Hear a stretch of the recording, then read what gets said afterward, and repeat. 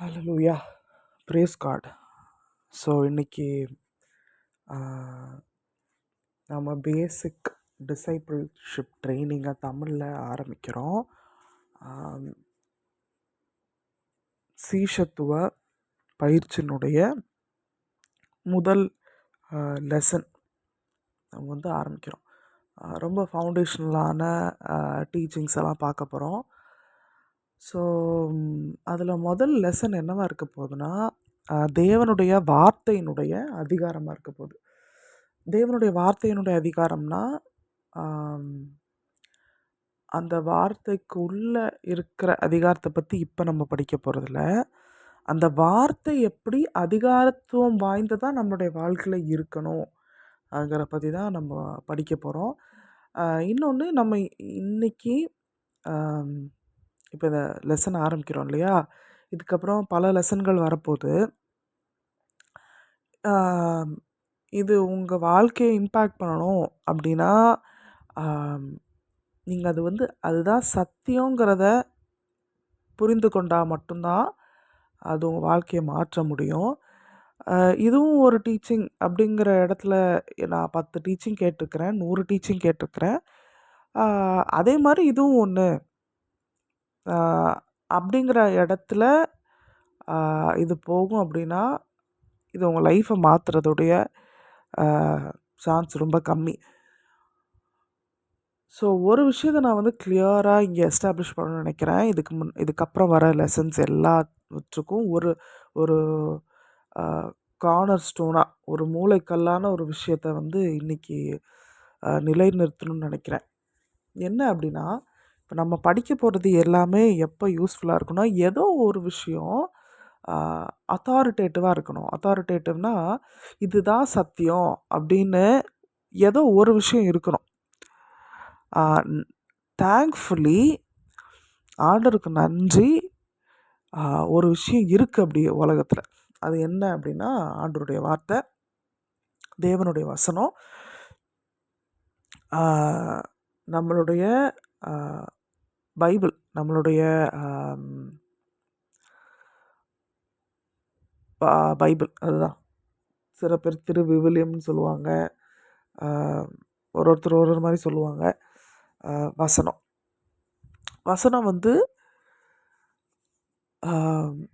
எல்லாவற்றிற்கும் மேலாக அதிகாரத்துவம் வாய்ந்ததாக நம்மளுடைய வாழ்க்கையில் இருக்குது. அதாவது நான் என் வாழ்க்கையில் ரொம்ப தேடிகிட்டே இருந்திருக்கிறேன் சின்ன வயசில். எது உண்மை? ஏன்னா ஒருத்தர் இப்படி சொல்கிறாங்க, ஒருத்தர் இப்படி சொல்கிறாங்க, எது உண்மை? ஸ்பெஷலாக தேவனை பற்றி தெரிந்து கொள்ளணும் அப்படின்னா யார்கிட்ட போய் கேட்குறது, இது கரெக்டு, இது உண்மை அப்படின்னு நான் எங்கேருந்து தெரிந்து கொள்வது? அப்படி ஏதாவது இருக்கா உலகத்தில் அப்படின்னு ரொம்ப தேடின காலங்கள் உண்டு.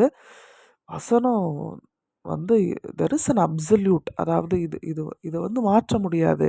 இது எல்லாருக்கும், எல்லாவற்றிற்கும், எல்லாருக்கும் ஒரே மாதிரியான சத்தியம், அதுதான் ஆண்டோடைய வசனம் அப்படின்னு நான் தெரிந்து கொண்ட போது என்னுடைய வாழ்க்கை மாறுச்சு.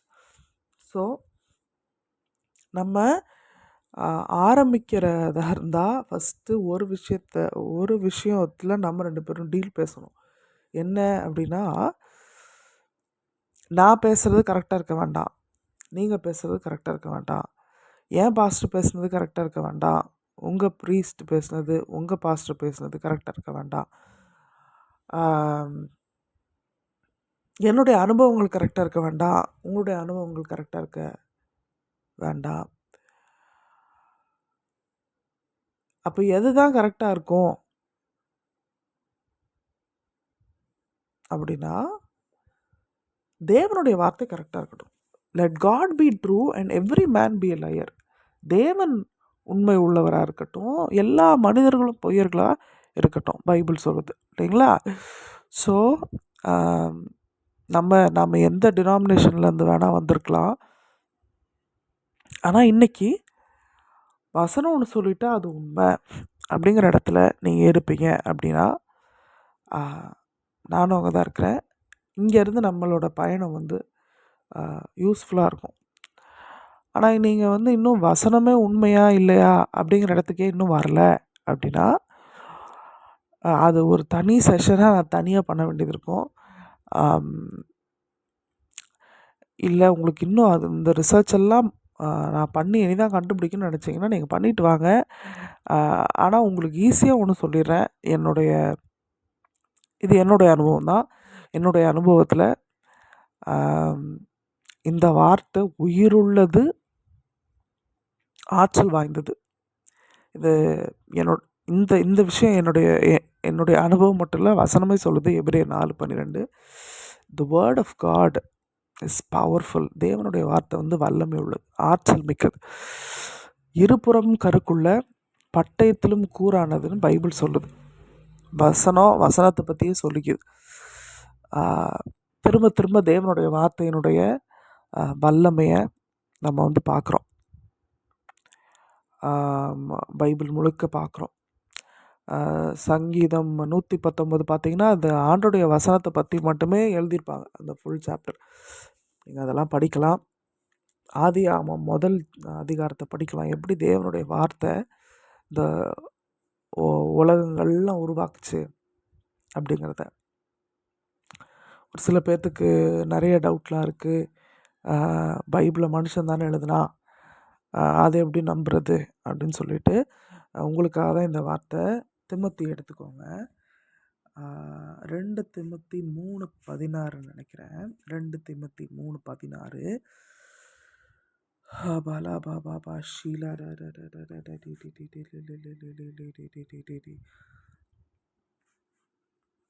ஹல்லேலூயா.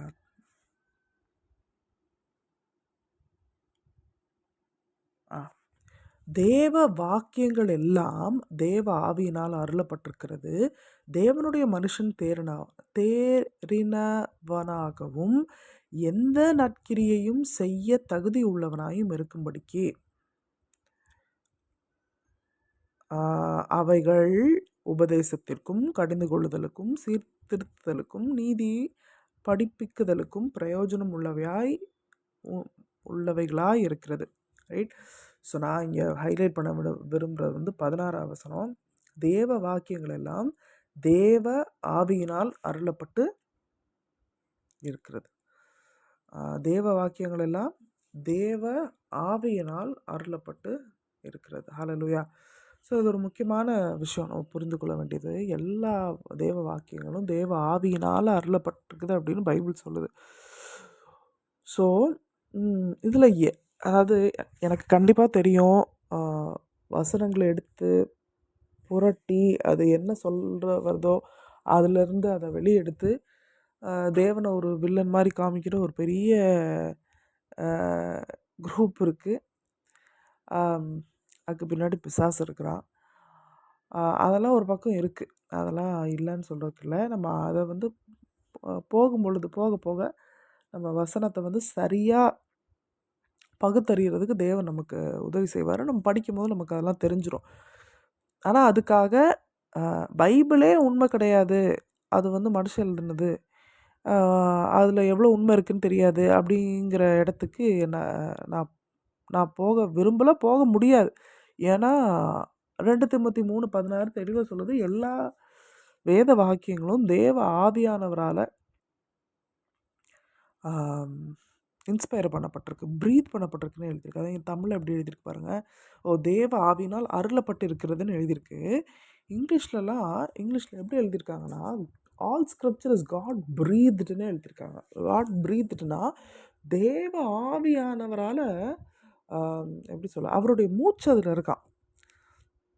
அவர் ஊதி இருக்கிறாரா அதில், அவருடைய மூச்சு இருக்குது. காட் ப்ரீத்டு. பரிசுத்தாவியானவருடைய வல்லமை அடங்கி இருக்குது தேவனுடைய வார்த்தையில். ஸோ ஆண்டோடைய வார்த்தை ரொம்ப வல்லமையானது, ரொம்ப பவர்ஃபுல்லானது. ஸோ நான் இன்னைக்கு என்ன சொல்ல விரும்புகிறேன்னா, வசனம் வந்து அதாவது அதான் let God be true every man be a liar. தேவன் உண்மை உள்ளவராகவும் எல்லா மனுஷனும் பொய்யனாகவும் இருக்கட்டும்ங்கிறேன் நான். என்னோட வாழ்க்கையில இருந்த எல்லா மனுஷங்களா இருக்கட்டும், உங்களோட வாழ்க்கையில இருந்த எல்லா மனுஷங்களா இருக்கட்டும், என்னோட டினாமினேஷனா இருக்கட்டும், உங்களுடைய டினாமினேஷனா இருக்கட்டும், எதுவுமே உண்மையா இருக்கணும்னு அவசியம் கிடையாது. ஏன்னா மனிதர்கள் எழுதின விஷயங்கள், மனிதர்கள் கொண்டு வந்த அ பாரம்பரியங்கள், இதெல்லாம் உண்மையா இருக்கணும்னு அவசியம் கிடையாது. ஆனா, தேவன் வந்து பொய்யனா ஆக முடியாது. தேவன் பொய்யன் அல்ல. அவரால பொய் பேச முடியாது. அவருடைய வார்த்தை, அவர் என்ன சொல்ல வராருங்கிறது அவரோட வார்த்தையில தான் இருக்கு. God's word is God himself. யோவான் 1 1லேருந்து 4 வாசிங்க. சரி, நானும் உங்களுக்கு வாசிக்கிறேன். யோவான் 1 1லேருந்து 4. ஆதியிலே வார்த்தை இருந்தது, அந்த வார்த்தை தேவனிடத்தில் இருந்தது, அந்த வார்த்தை தேவனாய் இருந்தது. அல்லேலூயா. இது யாரு என்ன அப்படின்னு 14ல் பார்க்குறோம் நம்ம. அந்த வார்த்தை மாம்சமாகி கிருபையினாலும் சத்தியத்தினாலும் நிறைந்தவராய் நமக்குள்ளே வாசம் பண்ணினார். இது யாரை பற்றி பேசுது? இயேசு பற்றி பேசுது. ஸோ ஆதியிலே வார்த்தை இருந்த வார்த்தை தேவனிடத்தில் இருந்தது, அந்த வார்த்தை தேவனாய் இருந்தது. நீங்கள் வார்த்தையை சரியாக பகுத்தறிந்து புரிந்து கொண்டீங்கன்னா தேவனோட நேருக்கு நேர் உறவில் போவீங்க. வார்த்தை வசனத்தை புரிந்து கொள்ளும் பொழுது. ஸோ ஒரு சில பேர் வசனம் வார்த்தைலாம் பிரிப்பாங்க. ஆனால் வசனம் பரிசுத்தாவியானவருடைய வல்லமையினால் அது ஜீவனோடு வரும்பொழுது அது வந்து தேவ வார்த்தையாக நமக்குள்ள கிரியையே செய்ய ஆரம்பிச்சது இல்லையா? அதனால் அந்த அந்த அந்த பிரிவு ஆக்சுவலாக தேவையற்றது. ஆண்டுடைய வசனம் ஆண்டுடைய வசனம் ஆண்டுடைய வார்த்தை தான். So brace God. ஸோ அதாவது அதாவது இதோட இன்னொரு பக்கம் பார்த்தோன்னா,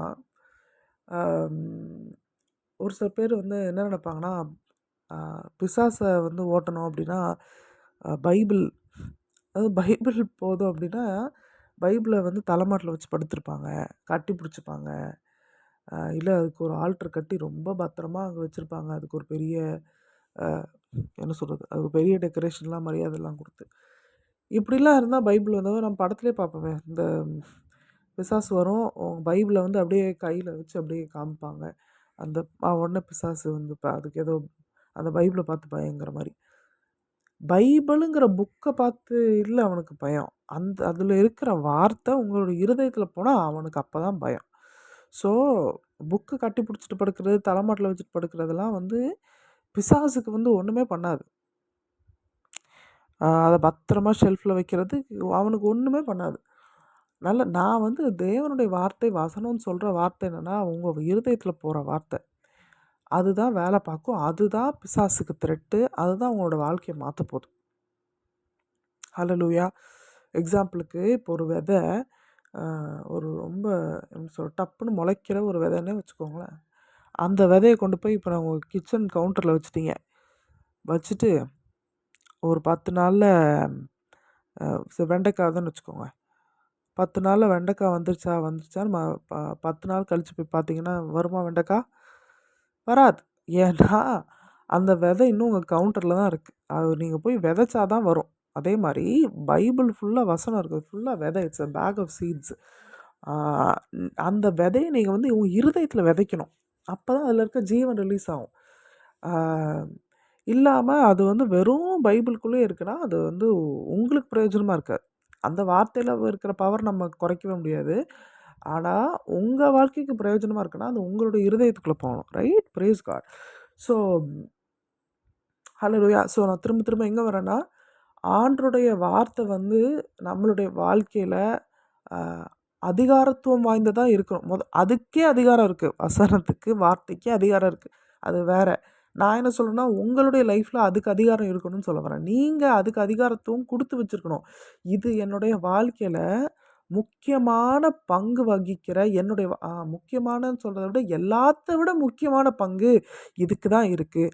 வசனம் ஒரு விஷயம் சொல்லிருச்சுன்னா அது என்னோடய வாழ்க்கையில் அதிகாரத்துவம் வாய்ந்ததாக இருக்குது. அதுக்கு நான் கீழ்ப்படிவேன். அதை தான் நான் ஒத்துப்பேன். அதுதான் என்னுடைய எப்படி சொல்ல, அது எனக்கு பாஸுங்கிற இடத்துக்கு நீங்கள் அதை வச்சாதான், வசனத்தை அந்த இடத்துல வச்சாதான் உங்களுடைய வாழ்க்கை வந்து மாறும். ப்ளஸ் இப்போ நம்ம ஆரம்பிக்கிற ஜேர்னி வந்து யூஸ்ஃபுல்லாக இருக்கும், ரைட்? ஸோ பாயிண்ட் இதுதான், தேவனுடைய வார்த்தையினுடைய அதிகாரத்துவம். ஹல்லேலூயா. ஸோ ஒரு விஷயம் நடுவில் பேசினோம், என்னோடய டினாமினேஷன் கரெக்டாக இருக்க வேண்டியதில்லை, உங்களுடைய டினாமினேஷன் கரெக்டாக இருக்க வேண்டியதில்லை, நான் பேசுகிறது கரெக்டாக இருக்க வேண்டியதில்லை, நீங்கள் பேசுகிறது கரெக்டாக இருக்க வேண்டியதில்லை, வசனம் தான் கரெக்டாக இருக்கணும் நம்மளுடைய லைஃப்பில். அதாவது அதிகாரத்துவம் வாய்ந்ததாக இருக்கணும் அப்படின்னு சொல்லிட்டு இருந்தேன். அப்போ எதுக்கு ஓகே, நான் மெயினாக இப்போ எங்கே வரேன் அப்படின்னா, நிறைய பாரம்பரியங்கள் இருக்குது இல்லையா? சபைகள்லேயும் பாரம்பரியங்கள் இருக்குது, நம்மளுடைய டெய்லி லைஃப்லேயும் இருக்குது, இப்படி நிறைய இருக்குது. அப்போது பாரம்பரியம் நான் எதை சொல்கிறேன் அப்படின்னா, மெயினாக இப்போ நான் டீல் பண்ணணும்னு விரும்புகிறது தேவனுடைய வார்த்தைக்கு முரணாக இருக்கிற பாரம்பரியங்கள். ஒரு சில பாரம்பரியங்கள் இருக்குது, அது வந்து வசனத்தில் இருந்தே வந்த பாரம்பரியங்கள் இருக்க வாய்ப்பு இருக்குது, ஓகேவா? அதை பற்றி நமக்கு பிரச்சனை இல்லை. பாரம்பரியம் அப்படின்னாலே அது தவறுன்னு கிடையாது. ஆனால் நிறைய பாரம்பரியங்கள் தேவனுடைய வார்த்தைக்கு முரணாக தான் இருக்குது. மனுஷனுடைய இப்போ ஏதோ ஒரு ரூலை ஃபாலோ பண்ணுறதுக்காக அது கொண்டு வந்திருக்கலாம், இல்லாட்டி அது ஒரு மனுஷனுடைய ஐடியாவாக இருந்திருக்கலாம். ஏதோ ஒரு விஷயத்தை அக்கம்ப்ளிஷ் பண்ணுறதுக்காக அதை பாரம்பரியமாக கொண்டு வந்தால், இப்போது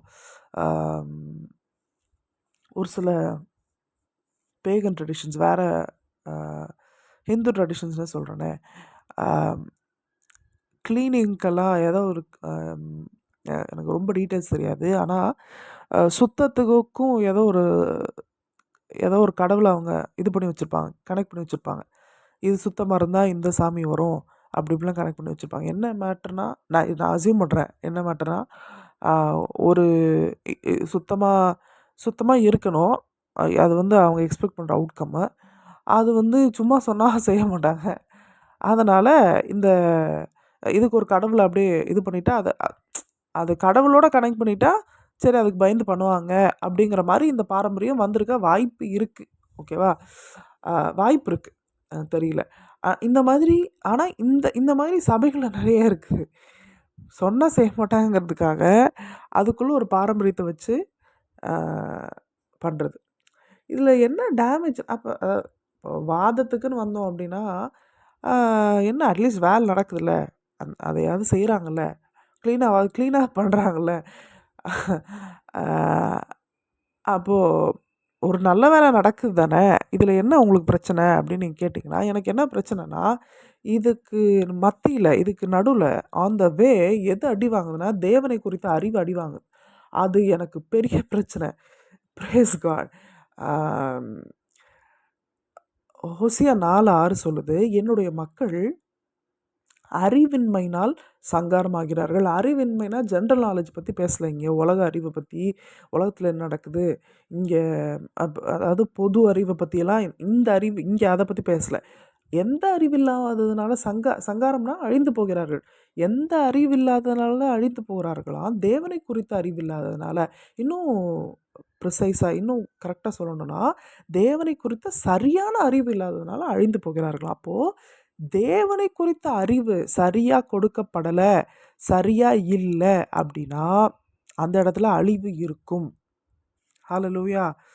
ஸோ தவறான அறிவுக்கு நான் எதிர்த்து நிற்கிறேன், அதனால் வருகிற அழிவுக்கு நான் எதிர்த்து நிற்கிறேன். ஹல்லேலூயா. நான் அழிவுக்கு எதிர்த்து நிற்கிறதுனால நான் தவறான அறிவுக்கு எதிர்த்து நிற்கிறேன், ரைட்?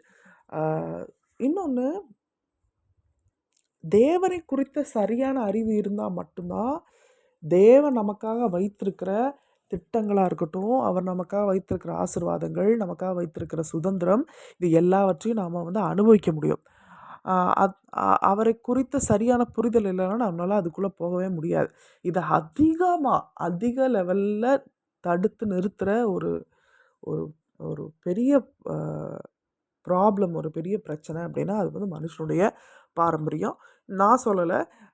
மார்க் 7:13 வாசிக்கிறேன். நீங்கள் போதித்த உங்களுடைய பாரம்பரியத்தினால் தேவ வசனத்தை அவமாக்குகிறீர்கள். இது போலவே நீங்கள் மற்றும் அநேக காரியங்களை செய்கிறீர்கள் என்றார். ஹல்லேலூயா. இது நான் சொல்லலை, இயேசு சொல்கிறார். டைரெக்டாக இயேசுவே பேசுகிற வார்த்தை. நீங்கள் போதித்த உங்களுடைய பாரம்பரியத்தினால் தேவ வசனத்தை அவமாக்குகிறீர்களா? ஹல்லேலூயா. என்ன ஒரு ஸ்ட்ராங்கான ஸ்டேட்மெண்ட்டு. தேவனுடைய வார்த்தை எவ்வளோ வல்லமையானது, எவ்வளோ பவர்ஃபுல்லானது. அதையே நீங்கள் அவமாக்குறீங்க அப்படின்னு இயேசு சொல்கிறார். அவமாக்குறீங்கன்னா எஃபெக்ட் இல்லாமல் ஆக்குறீங்க. அது வந்து உங்களுடைய வாழ்க்கையில் வேலை பார்க்காதபடிக்கு நீங்கள் செய்கிறீங்க.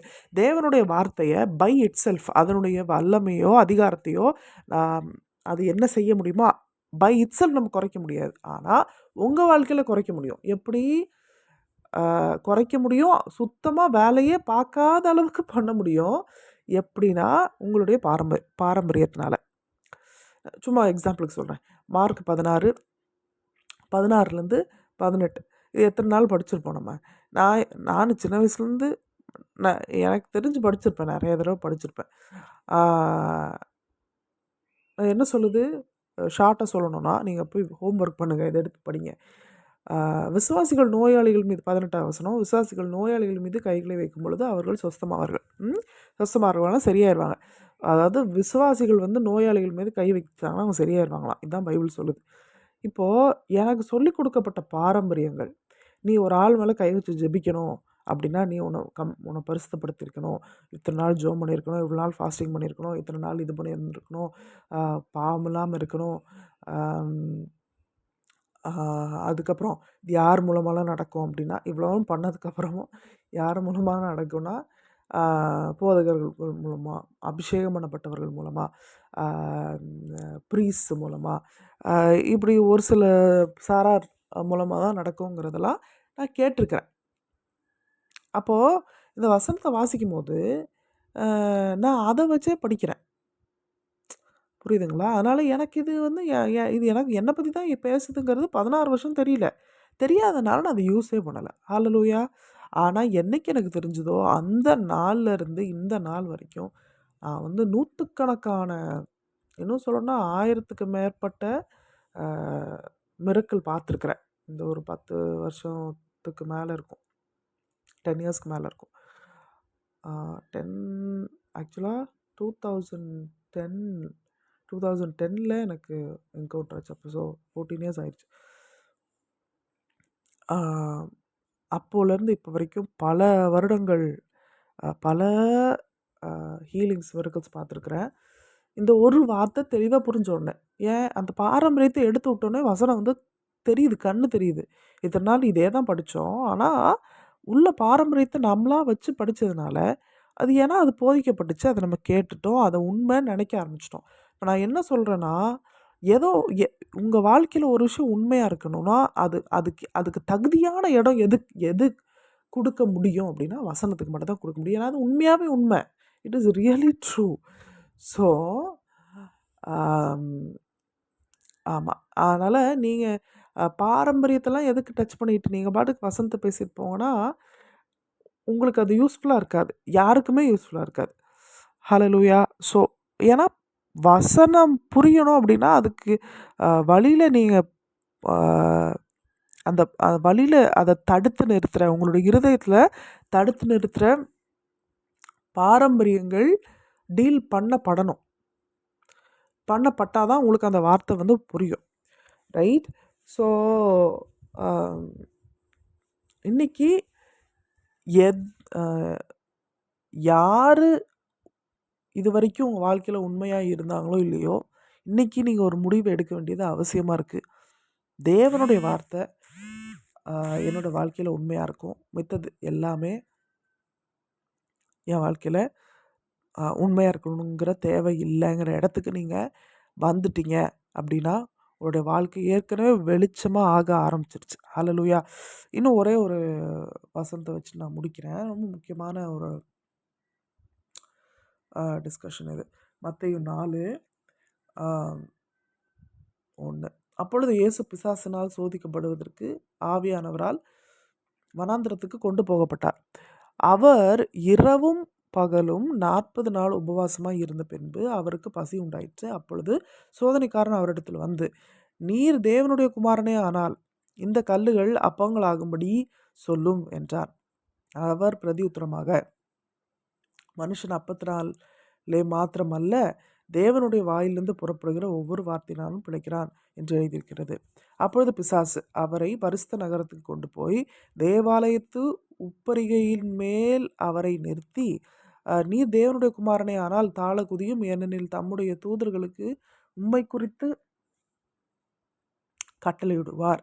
உமது பாதம் கல்லில் இடராதபடிக்கு அவர்கள் உம்மை கைகளில் ஏந்தி கொண்டு போவார்கள் என்பதாய் எழுதியிருக்கிறது என்று சொன்னான். அதற்கு இயேசு, உன் தேவனாகிய கர்த்தரை பரீட்சை பாராதிருப்பாயாக என்று எழுதியிருக்கிறதே என்றார். மறுபடியும் பிசாசு அவரை மிகவும் உயர்ந்த மலையின் மேல் கொண்டு போய் உலகத்தின் சகல ராஜ்யங்களையும் அவைகளின் மகிமையும் அவருக்கு காண்பித்து, நீ சாஷ்டாங்கமாய் விழுந்து என்னை பணிந்து கொண்டால் இவைகள் எல்லாம் உமக்கு தருவேன் என்று சொன்னான். அப்பொழுது இயேசு, அப்பாலே போ சாத்தானே, உன் தேவனாகிய கர்த்தரை பணிந்து கொண்டு அவர் ஒருவருக்கே ஆராதனை செய்வாயாக என்று எழுதியிருக்கிறதே என்றார். சரி, குயிக்காக உங்களுக்கு ஒரு கொஷின். பிசாசு இயேசுகிட்ட வந்து இந்த கல்லை வந்து அப்பங்களாக்கும்படி சொல்லும் என்று சொன்னதுக்கு இயேசு என்ன ஆன்சர் பண்ணார்? பிசாசு இயேசுகிட்ட வந்து இந்த கல்லுகளை அப்பமாக மாற்றுன்னு சொல்லும் போது இயேசு என்ன ஆன்சர் பண்ணார்?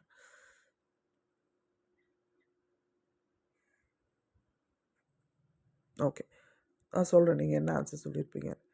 மனுஷன் அப்பத்தினால மாத்திரமல்ல, தேவனுடைய வாயிலிருந்து பிறக்கிற ஒவ்வொரு வார்த்தையினாலும் பிழைப்பான் அதானே அப்படின்னு நீங்கள் சொல்லியிருப்பீங்க. உங்கள்கிட்ட கரெக்டாக சொல்லணுன்னா ஆன்சர் தப்பு. நான் ஃபுல்லாக படிக்கிறேன். அவர் பிரதியுத்தரமாக, மனுஷன் அப்பத்தினால் மாத்திரமே அல்ல, தேவனுடைய வாயிலிருந்து புறப்படுகிற ஒவ்வொரு வார்த்தையினாலும் பிழைப்பான் என்று எழுதியிருக்கிறதே என்றார். என்ன சொல்லியிருக்காரு? என்று எழுதியிருக்கிறதே என்றார். ஹல்லேலூயா. ஸோ அதை நம்ம ஈஸியாக விட்டுருவோம். இங்கிலீஷில் இப்படி தான் ஆரம்பிக்கவே செய்யும். It is written, man shall not live by bread alone. ஸ்டார்டிங்கே அப்படி தான் இருக்கும், இட் இஸ் ரிட்டன். ஆனால் ஈஸியாக அதை விட்டுருவோம் நம்ம. ஏன்னா அது பெரிய இம்பார்ட்டன்ட் இல்லை. நமக்கு ரெஜிஸ்டர் ஆகிறதுனால, மைண்டில் ரெஜிஸ்டர் ஆகிறதுனால நம்ம அதை விட்டுறோம். மேட்டர் என்னன்னா, இந்த மூணு டெம்ப்டேஷன்லேயுமே இயேசு ரிப்ளை பண்ணும் பொழுது it is return, it is return, it is return இது பண்ணியே சொல்லியிருப்பார். பிசாசை எதிர்த்து நிற்கிறதுக்கு இயேசு எழுதியிருக்கிறதுனா எங்கே எழுதிருந்துச்சு? வசனத்தில் எழுதியிருந்துச்சு.